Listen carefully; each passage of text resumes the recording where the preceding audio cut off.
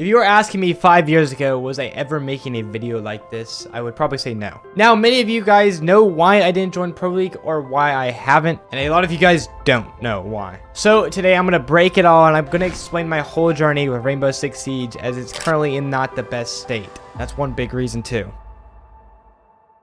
But firstly, I downloaded Rainbow Six Siege about 20 days after release. It was Christmas. I just got an Xbox Live gift card, or the Xbox cards at the time was like $60 or so. And I ended up buying Rainbow Six Siege on Christmas. Now, I was a younger brother, so I didn't get to play too much of it. So I had to sit there and just watch. But that was the year hoverboards were popping. And thankfully, my brother broke his hoverboard. Just completely destroyed it. And shortly after, they got the refund and he bought a computer. So that left me to the Xbox all to myself. And with the new game I just downloaded a couple months later, Rainbow Six Siege, I decided to play it. And I fell in love with the game due to how tactical it felt, how real it felt. How every single time you loaded into a round back then in 2015, 2016, your heart was beating in like 1v1 situations. And I mean, obviously, I think everybody got sold on being able to lean. Everybody was able to lean in like Battlefield and stuff like that when you hugged the wall or COD Ghost. But this game was just different. You got to do it on demand. So I fell in love with the game and I was grinding it. And then the Fortnite era came around after I was grinding the game for a year or two. And I hopped on Fortnite for a little bit. Shortly after, all my friends and I went back to Rainbow Six Siege and we grinded it. I'm saying we grinded it. I'm not saying we grinded it like some normal grind. I'm literally talking about my IRLs would bring all their setups over to my house. Yeah, like we would host LAN parties. Being gold. Everybody would bring their mini TVs over. Some of them would literally bring their 60-inch TVs over, walking a mile in the 100-degree weather in Texas just to play Rainbow Six Siege at my house because I had the best internet too. So we would sit there probably playing for, if I had to guess, there's probably some nights where we pulled 24 hours just to finally hit plat about 1,000 games into the season, I believe. But hey,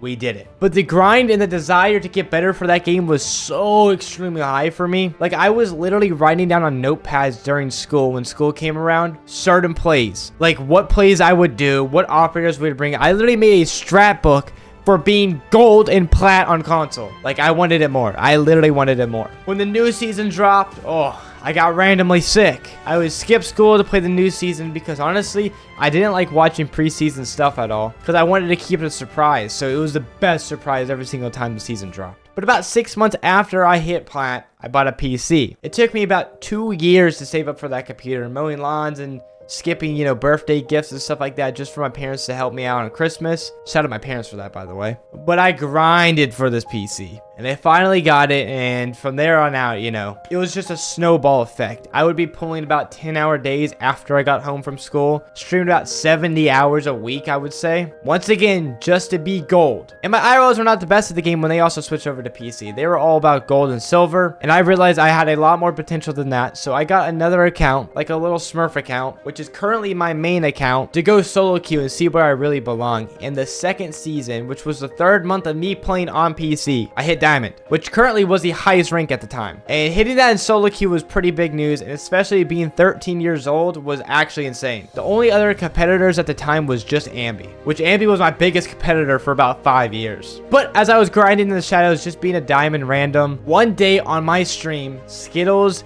Drip Bowling, Goddess, Merc, and all of these other really popular known streamers and pros at the time, for some reason, decided to tweet me out and saying I was like the next coming of Christ, basically. And yes, I did grind for it, but I'm not gonna just say it was just myself. These guys had a huge role to play. And from there on out, I was averaging 3 viewers before that for about a year. And after that shout out, I was probably averaging 15 afterwards. And the snowballs started really rolling. First month was 15, second month was 30, third month was 45, then it was like 80, then 100, then 200, then 300, and then boom, August 2020, I got banned. I got banned on my main Twitch account at the time, which was Ooziie. And if you guys don't know, my Twitch right now is just Ooziie. They banned me because I was trying to request for partner. Yeah, they denied me 8 times for partner. So I emailed them asking them what I could do, and they said we need proof of verification. So I'm like, okay, sweet. I'll just send you a picture of my birth certificate because I don't have an ID. And then I wake up about 5 a.m. in the middle of the night during the summer, getting spam called by my friends on Discord, getting ads in Discord, Twitter, and all that stuff that I'm banned.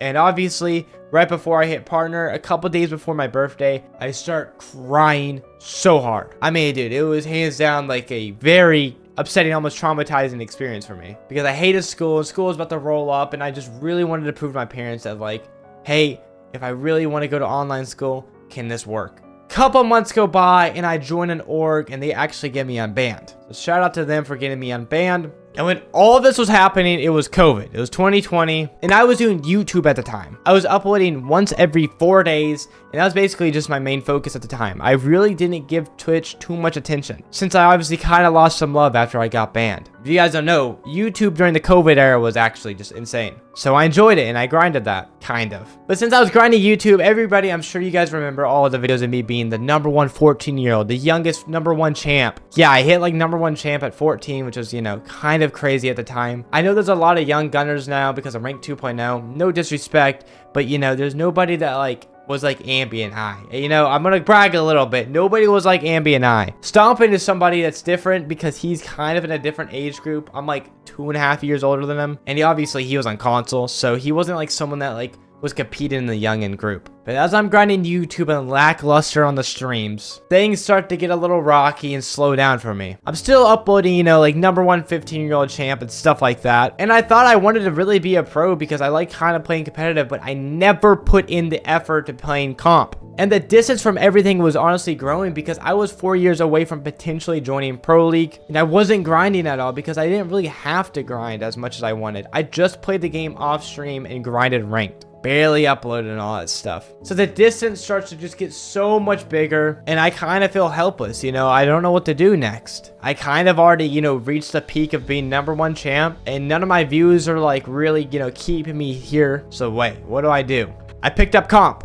And I picked up comp about 16 years old. And it was hands down my best decision I've ever had in my life. And it's the reason why I am here currently. I picked up being in T4 comp and picked up Ambi and 3 other gunners. And we sucked. We were terrible. Our first scrim was a Pro League team called Parabellum, and we actually played half decent against them, to be honest. And I didn't understand how to really scrim, so I was basically just spawn peeking in scrims and doing stupid plays, so they blacklisted us. Our first Pro League scrim, we get blacklisted. But we sucked so bad. We won our first T3 tournament, and then we just completely disbanded. For sucking and winning a T3 tournament wasn't that bad, but at the time, there was a super good T3 team that was beating all the Tier 2 and even Tier 1 teams. I believe they were called Mystic.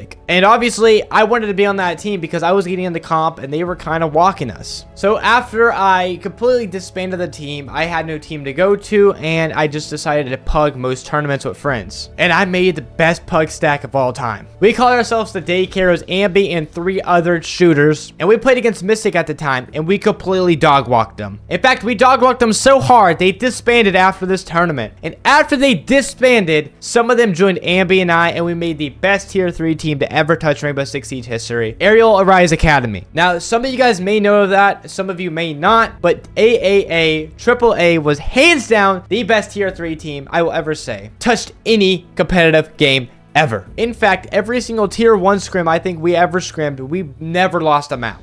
We lost 1 or 2 maps against Tier 1 teams here and there, maybe, but out of probably 100, I would say we lost no less than like 5. We were disgusting, and we were shooters. And we won about 3 T3 tournaments in a row. And then the biggest one, SDS, came around, and we were steamrolling everybody. But after the steamroll, we got to the championship against OXG, which was shooters at the time. And we had a really intense game in infinite overtime that was like almost 20 rounds. And we ended up falling short of 1 map to OXG. And this is all when we were about to turn 18. One of our previous friends that left the team, AAA, Spiff, ended up joining a Pro League team to go play at the Invitational. So we lost one of our good teammates before that tournament even started, and we picked up Neo. But everybody was coming over the edge, and they saw that they were turning 18 years old, so we decided to put it on a pause and kind of disband. But 3 days before I turned 18, I get a DM from Dark Zero. And obviously, a DM from Dark Zero, that's kind of concerning. It was their coach asking me,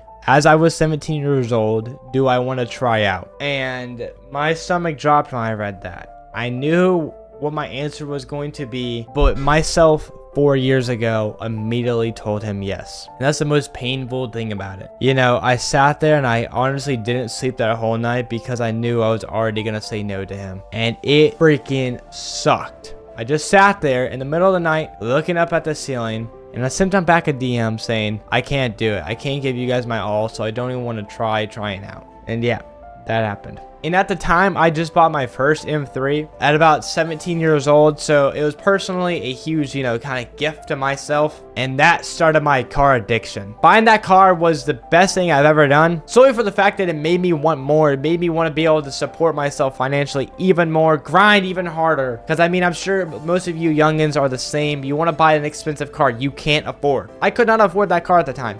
I mean, I did, but like, dude, I really shouldn't have bought the car at the time. But it made me grind so hard, and I didn't know what to do. I just basically stopped playing comp. I bought a car. My content is in the shit. My views are in the shit. I can't really afford this car. It's time to go back. So I go back to streaming in YouTube, thinking I'm still damn well gonna play Pro League when I turn 18, and my YouTube and Twitch is just going up, up, up, up. Money starts rolling in, views start rolling in, being significantly happier than I've ever been in my life just starts peaking. I've always been happy, man, but like, dude, it just got so good. And I was addicted to that feeling. I was addicted to uploading. I was addicted to streaming. I was addicted to Siege, but I wasn't addicted to Pro League. I wasn't addicted to comp. I wasn't addicted to really what goes on, behind the scenes, scrimming, sitting in calls, making strats. I wasn't addicted to that. I like to keep a lot of transparency with you guys on how much I make and everything I really do at the end of the day. So when I turned 18 years old, I was making like $30,000 or $40,000 a month. And if you guys don't know, pro salary is not even a quarter of that. It's maybe 1/20th the first month. And I was not willing to sacrifice that. I love the game, and I would have loved to play Pro League. But the financial freedom and the security of Pro League does not sound that good. Bro, imagine I just completely play dog shit at a tournament, and my 4 teammates that don't want to get better just want to drop me to find somebody else. Never sounded too appealing to me. Yes, that's part of being competitive. You always have that scare in the background. And that's why I like YouTube so much. That's why I like Twitch so much, because it is competitive. It's competitive against millions of people. So I personally think YouTube and Twitch is more competitive in its like solo,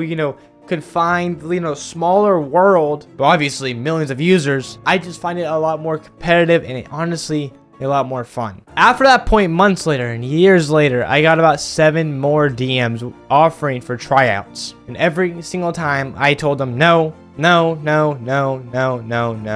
then something came around that I could not turn down, and it was honestly the highlight of my Siege career. I got the chance to sub in at a major, and if you guys don't know what a major is pretty freaking major. No pun intended. But it was the Montreal major, and I got to join the team CL4L as basically the entry fragger. No tryouts, no nothing, just, hey Ooziie, do you want to fly to Montreal in a week? Pack your bags, let's go, it's time to game. So that's what I did. And once again, to not boast my own horn, is that what they say? I don't even know. I played lights out. We may have gone dog walked, but I played lights out, and I still proved to y'all motherfuckers that I'm still that 14-year-old GOAT. I'm still that youngin'. I'm still that GOAT. I still play the exact same way I play since day one. I don't change, and I'm the same person since, I don't even know, probably like 3 years old or something. But in all honesty, I am so beyond happy to get that opportunity, to not even have to grind to get there. I just got, hey bro, join the lobby, let's go to Montreal, pack your bags, let's go. Ooziie,